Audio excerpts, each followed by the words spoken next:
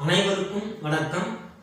இன்று நாம் 8ஆம் வகுப்பு பாட புத்தகத்தில் உள்ள துணை பாடமான சொற்பூங்கா என்ற பாடத்தை பற்றி சில செய்திகளை பார்ப்போம். அதற்கு முன்னதாக தமிழ் மொழியானது காலங்கள் தோறும் வளர்ந்து காலத்துக்கு ஏற்ப தன்னை புதுப்பித்துக் கொள்ளக்கூடிய மொழியாக இன்றும் கன்னி தமிழாக வளர்ந்து வருகின்றன. அதற்கு காரணம் நாள்தோறும் புது புது சொற்கள் உருவாகி கொண்டே இருக்கின்றன. அந்த புது புது சொற்களுக்கு பொருள் வடிவத்தை தமிழ் மொழியானது கொடுத்த வண்ணம் இருக்கின்றது. இதனால்தான் இன்றளவும் தமிழ் மொழியானது நிலைத்து இருக்கின்றது.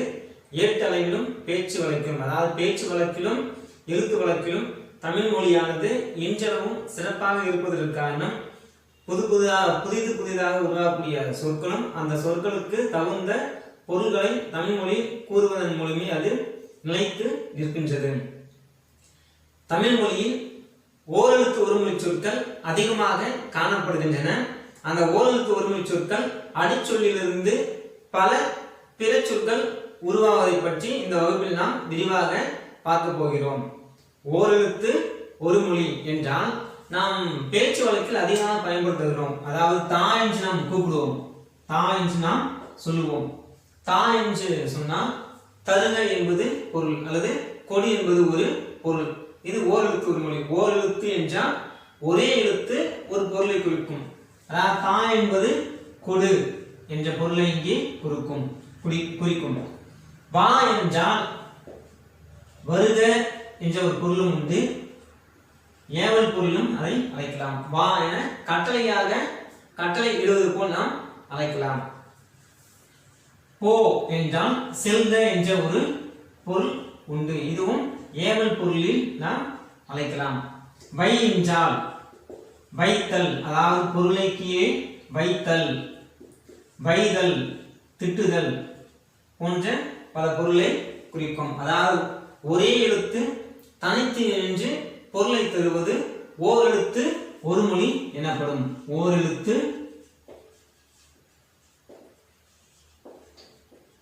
ஒரு மொழி எனப்படும். ஒரே எழுத்து தனித்து நின்று பொருளை தந்தால் அது ஓரெழுத்து ஒரு மொழி என்று நாம் கூறலாம். இவ்வாறு தமிழ் மொழியில் ஓரெழுத்து ஒரு மொழி சொற்கள் வந்து அந்த ஓரெழுத்து ஒரு மொழி சொற்கள் பல சொற்களுடன் சேர்ந்து எவ்வாறு பொருள் தருகின்றன என்பதை பற்றி இந்த பாட புத்தகத்தில் நமக்கு கொடுக்கப்பட்டுள்ளது. இந்த சொற்பூங்கா என்ற இந்த பாடத்தை எழுதியவர்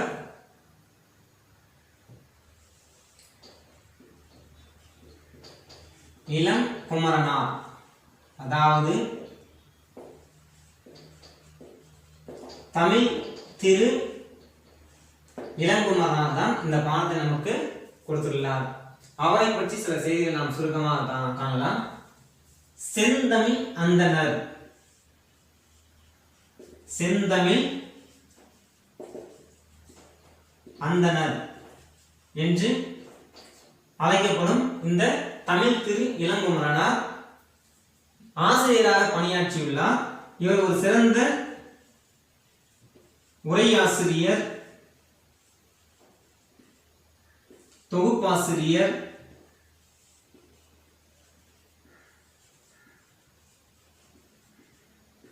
நூலாசிரியர் என பன்முக திறமை கொண்டவர். இவர் இலக்கண வரலாறு,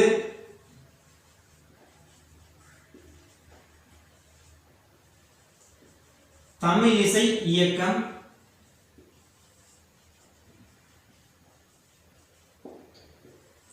தனித்தமிழ் இயக்கம் உள்ளிட்ட பல நூல்களை இவர் எழுதியுள்ளார். அது மட்டுமல்ல, இவர் பிறந்த ஊர்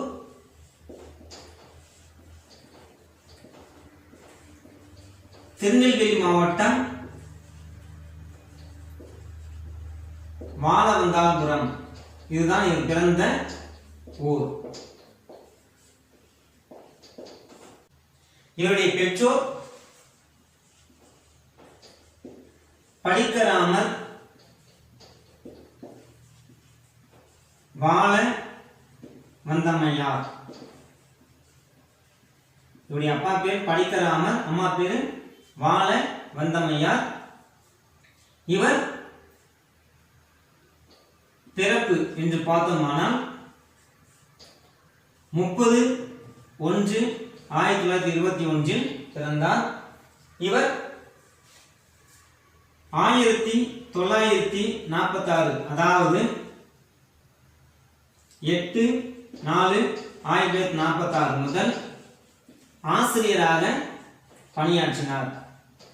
பின் தனித்தனியே தமிழ் மொழியை கற்று 1951 சென்னை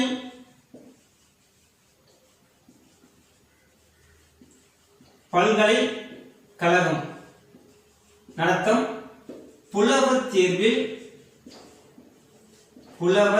தேர்வில் முதல் ஆளாக இவர் தேர்ச்சி பெற்றார். முதன்மை பெற்று இவர் தேர்ச்சி பெற்றார். அது மட்டுமல்ல, இவர் பள்ளிகளில் படிக்கும் போது சொற்பொழிவு ஆற்றும் திறனும் பாடல் இயற்றும் திறனும் இவருக்கு இயல்பாகவே இருந்த காரணத்தால் இவர் இயற்றிய குண்டலகேசி என்னும் காப்பியத்தை குண்டலகேசி என்னும் காப்பியத்தை 1956 மதுரை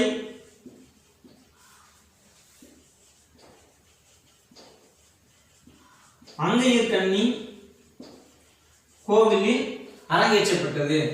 இவருக்கு பள்ளி பருவத்திலேயே சொற்பொழிவாற்று திறனும் பாடல் இயற்ற திறனும் சிறப்பாக இருந்த காரணத்தால் இவர் இயற்றிய குண்டலகேசி என்னும் காப்பியமான நூலை 1956 மதுரை அங்கையர்கண்ணி கோவிலில் அரங்கேற்றம் செய்யப்பட்டது. அது மட்டுமல்ல, இவர் எழுதிய திருக்குறள்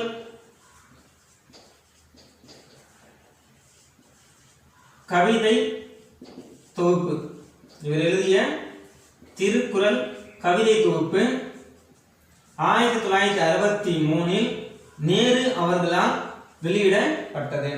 1963 இவர் எழுதிய திருக்குறள் கவிதை தொகுப்பு என்னும் நூலானது நேரு அவர்களால் வெளியிடப்பட்டது.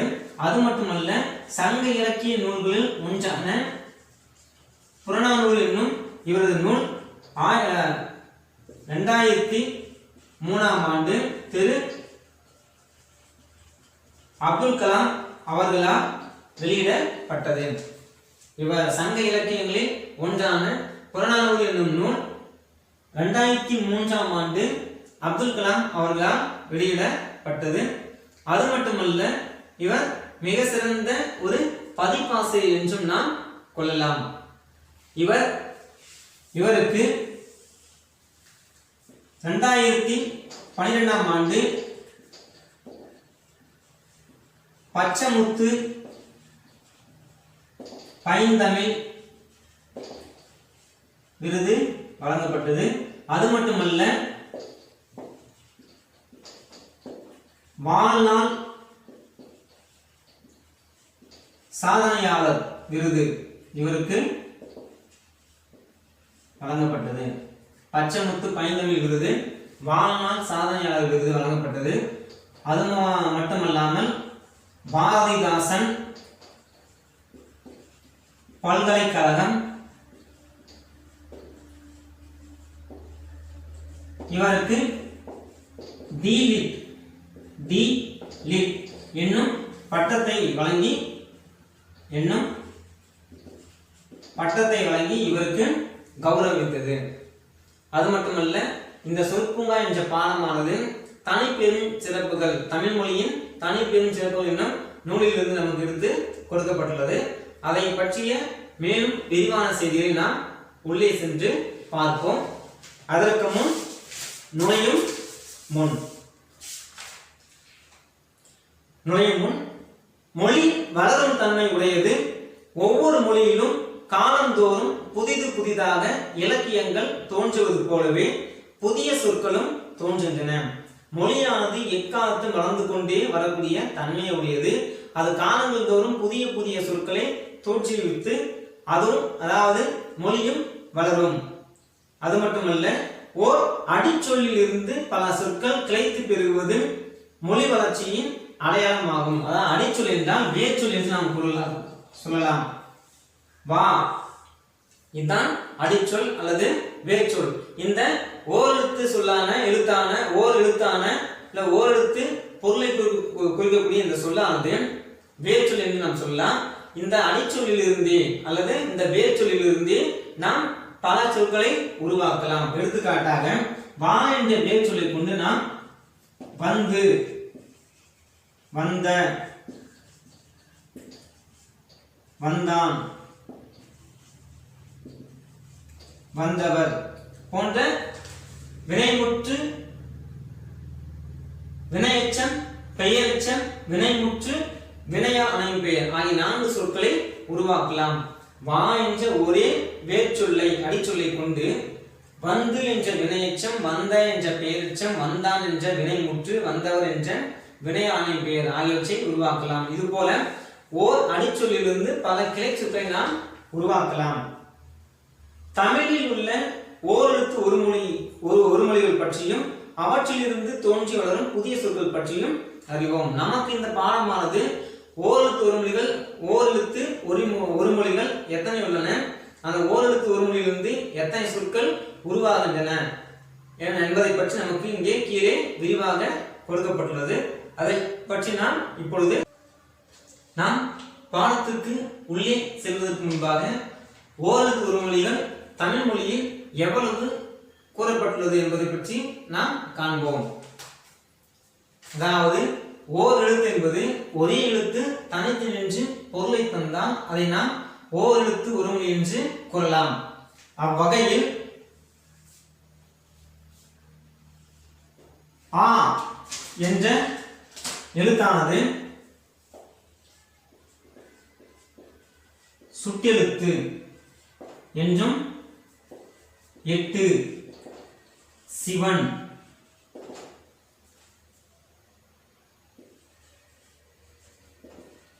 விஷ்ணு என்னும் பெயரை குறிக்கும்.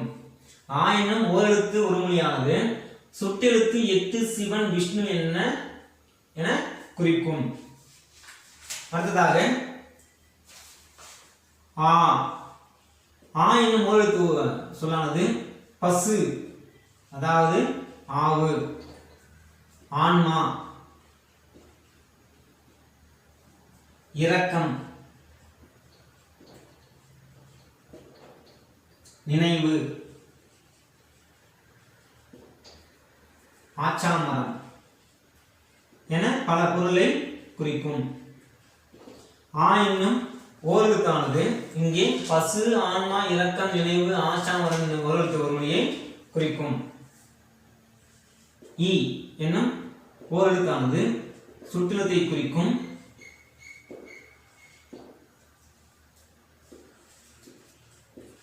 இரண்டில்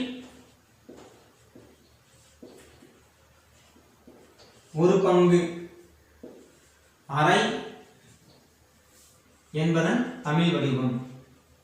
அரை என்பதன் தமிழ் வடிவம் இந்த ஈ என்னும் எழுத்தாகும். அடுத்ததாக ஈ என்னும் ஓரெழுத்து ஒரு சொல் பறக்கும் ஈயை குறிக்கும். தா என்ற பொருளை குறிக்கும். குகை என்ற பொருளை குறிக்கும். தேனி என்னும் பொருளை குறிக்கும். கொடு என்னும் பொருளை குறிக்கும். அடுத்ததாக ஊ என்னும் ஓரெழுத்தானது சிவன்,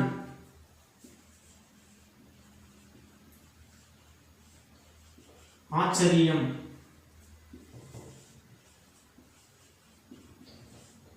இரண்டு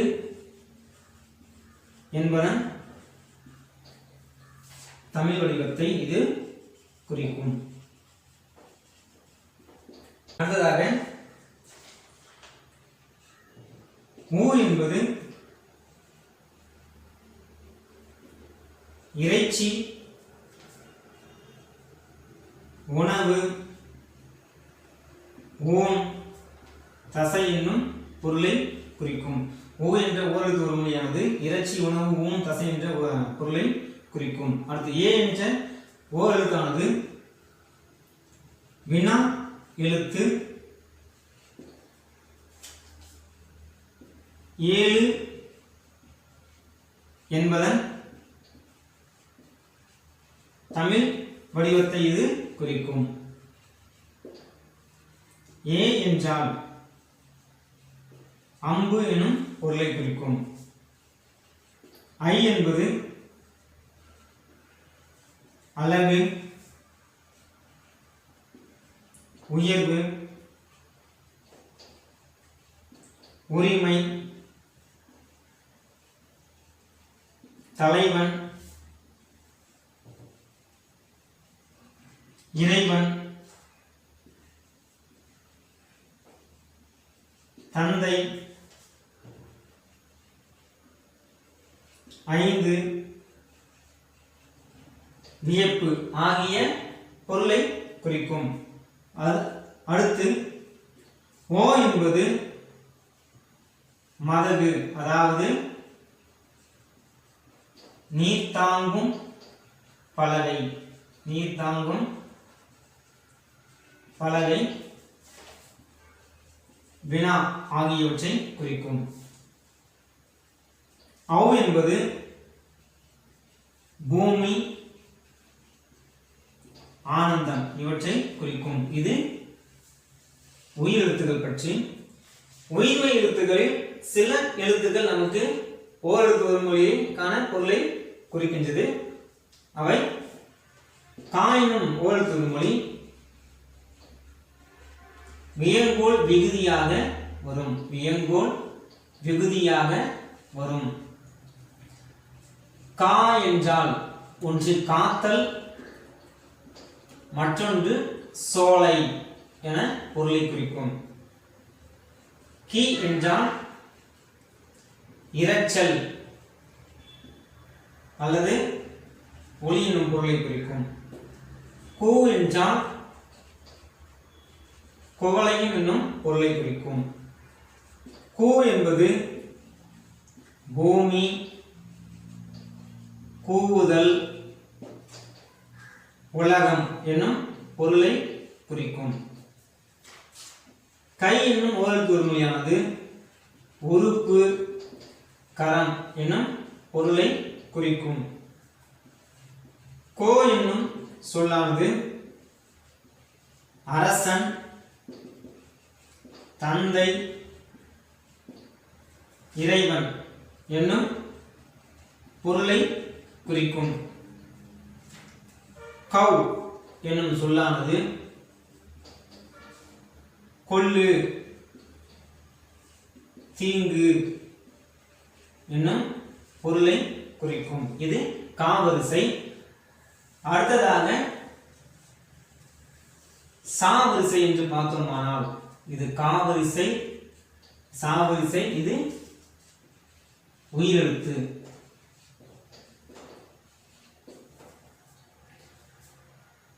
சா என்றால் இரத்தல்,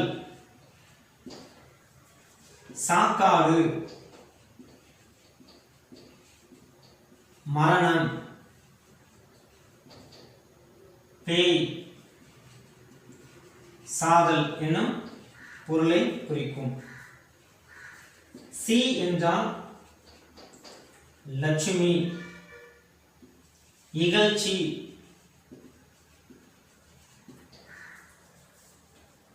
வெறுப்பு சொல்,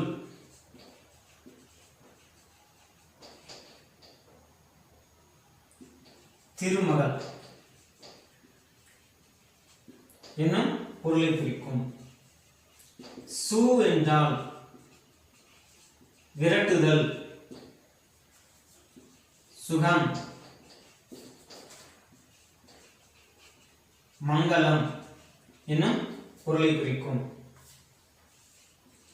சே என்றால் காளை, எருது, அழிஞ்சில் மரம் ஆகியவற்றை இது குறிக்கும். சை என்றால்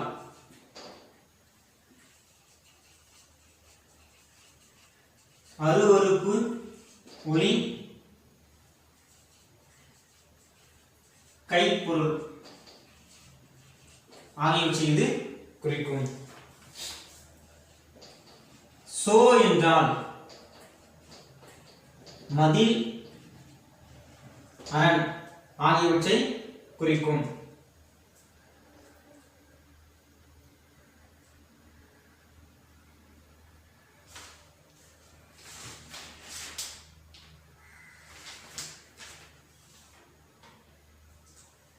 இது சகர வரிசை. அடுத்து தகர வரிசை என்று பார்த்தோமானால் தா என்றால் கொடு, கேட்பது என்னும் பொருளை குறிக்கும். தீ என்றால் நெருப்பு, தீமை என்னும் பொருளை இது குறிக்கும்.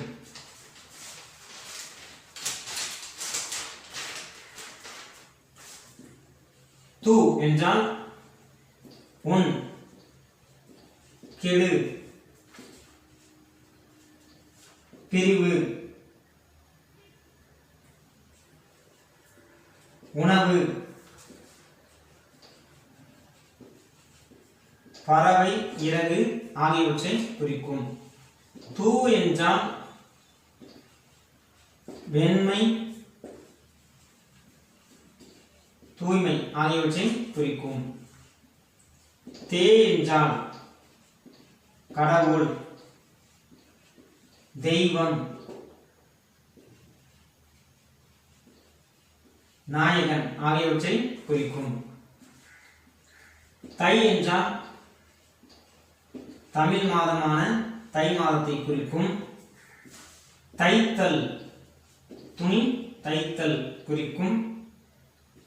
பொறுத்து என்னும் பொருளை இது குறிக்கும். இது தகர வரிசை. அடுத்து நகர வரிசை என்று பார்த்தோமானால் நா என்றால் நான், நான்கு என்னும் பொருளை இது குறிக்கும். நான், நாக்கு என்னும் பொருளை இது குறிக்கும். நீ என்றால் இன்பம், அதிகம், விருப்பம் என்னும் பொருளை இது குறிக்கும். நீ என்றால் முன்னிலை உரிமை, நமக்கு முன்னால் இருப்பவரை குறிக்கும். நீக்குதல் என்பதை குறிக்கும். நூ என்றால் யானை, ஆபரணம், அணி ஆகியவற்றை குறிக்கும். நே என்றால் அன்பு, அருள், நேயம் என்னும் பொருளை இது குறிக்கும்.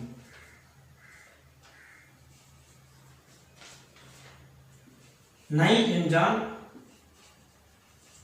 வருந்து, நைதல் என்னும் பொருளை இது குறிக்கும். நோ என்றால் துன்பப்படுதல், நோவு,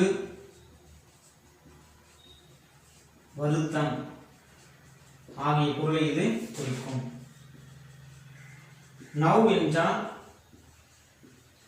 மரக்கலத்தை இது குறிக்கும். அடுத்ததாக பா வரிசையை பார்ப்போம்.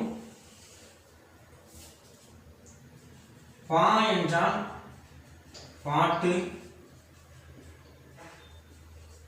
செய்யுள், கவிதையை இது குறிக்கும். மேலும் நிழல், அழகு ஆகியவற்றை இது குறிக்கும். பூ என்றால் மலரை குறிக்கும். பே என்றால் மேகம், நுரை, அழகு, அச்சம் ஆகியவற்றை இது குறிக்கும். பை என்றால் கைப்பை, பாம்பு படம், பசுமை, உறவு ஆகியவற்றை இது உரை ஆகியவற்றை இது குறிக்கும். ஓ என்றால் செல், ஏவல் ஆகியவற்றை இது குறிக்கும். அடுத்ததாக மகர வரிசையை நாம் பார்ப்போம். மா என்றால் சந்திரன், யமன் என்னும் பொருள் உண்டு. மா என்றால் பெரிய, உயர்ந்த, சிறந்த, மாமரம் என்னும் பல பொருளை இது குறிக்கும். மீ என்றால் மேலே, உயர்ச்சி, ஆகாயம்,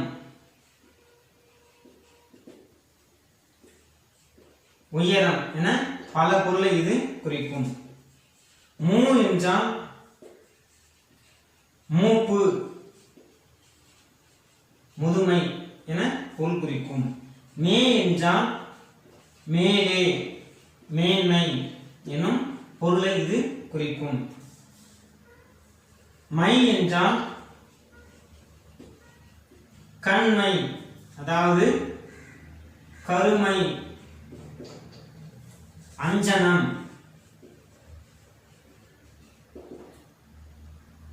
இருள் என்னும் பொருளை இது குறிக்கும். மோ என்றால் மோதல், முகர்தல் என்னும் பொருளை இது குறிக்கும். இது மாவரிசை. அடுத்ததாக யா வரிசை என்று பார்த்தோமானால், யா என்பது தமிழ் என்பதன் வடிவம்தான் இந்த யா. யா என்பது தமிழ் எழுத்து என்பதன் வடிவம்தான் இந்த யா. யா என்றால் ஒரு வகை மரம் என்றும் சொல்லலாம், யாவை என்றும் சொல்லலாம், இல்லை என்றும் சொல்லலாம், அகலம் என்றும் சொல்லலாம். அடுத்ததாக வா வரிசை.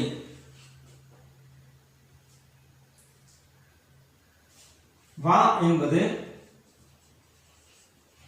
4/1 கால் என்பதன் தமிழ் வடிவம்தான் இந்த வா. வா என்றால் வருக என பொருள், ஏவல் என்றும் சொல்லலாம், அழைத்தல் பொருளையும் இது குறிக்கும். வி என்றால் அறிவு, நிச்சயம், ஆகாயம் என்னும் பொருளை இது குறிக்கும். வி என்றால் மலர், அழிவு, பறவை என்பதை உணர்த்தும். வே என்றால் வேம்பு, வேப்பமரம், உணவு என்பதை குறிக்கும். வை என்றால் வைக்கவும், கூர்மை, வைக்கோல், வைதல், அதாவது திட்டுதல், கீழே வைத்தல் என்னும் பொருளை இது குறிக்கும்.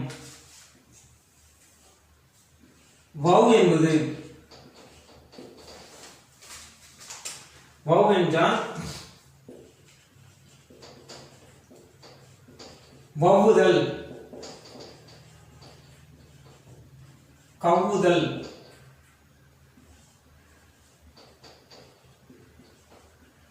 கொள்ளை அடித்தல் என்னும் பொருளை இது குறிக்கும். இது ஓரெழுத்து உருமொழி. இது இல்லாமல் நோ என்னும் எழுத்தை மட்டும் இலக்கணத்தில் தனியாக கூறப்பட்டுள்ளது. நோ, லு இந்த எழுத்துக்களுக்கு ஓரெழுத்து உருமொழி கூறப்பட்டுள்ளது. நோ என்பது நொண்டி என்றும் துன்பம் என்றும் நாம் சொல்லலாம். லா என்பது தமிழ் எழுத்து 100 என்பதன் வடிவம்தான் இந்த லா. லு என்பது 4 3 பகுதி, முக்கால் என்பதன் வடிவம்.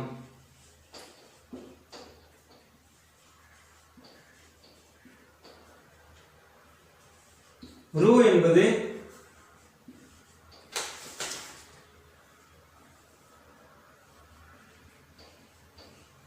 8 ஒரு பகுதி, அரைக்கால் என்பதன் வடிவம். இவ்வாறு தமிழ் மொழியில் உள்ள எழுத்துக்களுக்கு ஓரெழுத்து ஒரு மொழி அனைத்தும் பொருளை குறிப்பதாக உள்ளது. இதில் நமக்கு கிட்டத்தட்ட பாடப்புத்தகத்தில் 42 ஓரெழுத்து ஒரு மொழிக்கான பொருளை கொடுத்துள்ளனர். அவற்றை பற்றி தான் நாம் பார்க்க போகிறோம். எனினும் 42 எழுத்துக்களுக்கு மட்டுமல்லாமல் தமிழ் மொழியில் உள்ள அதிகப்படியான எழுத்துக்களுக்கு, அதாவது ஓரெழுத்து ஒரு மொழிகளுக்கு பொருள் உள்ளன என்பதை பற்றி நாம் இங்கே பார்த்தோம். நாம் இவ்வளவும் பார்க்க வேண்டும் என்ற அவசியமில்லை. 42 எழுத்துக்களுக்கு மட்டுமே பொருளை பார்த்தால் போதும். அதை பற்றி தான் நாம் பார்க்க போகிறோம். மீண்டும் இதை பற்றி நாம் அடுத்த வகுப்பில் பாட புத்தகத்தின் உள்ளே சென்று விரிவாக காண்போம். அதுவரை உங்களிடம் விடைபெறுவது உங்கள் தமிழாசிரியர். மீண்டும் சந்திப்போம். நன்றி, வணக்கம்.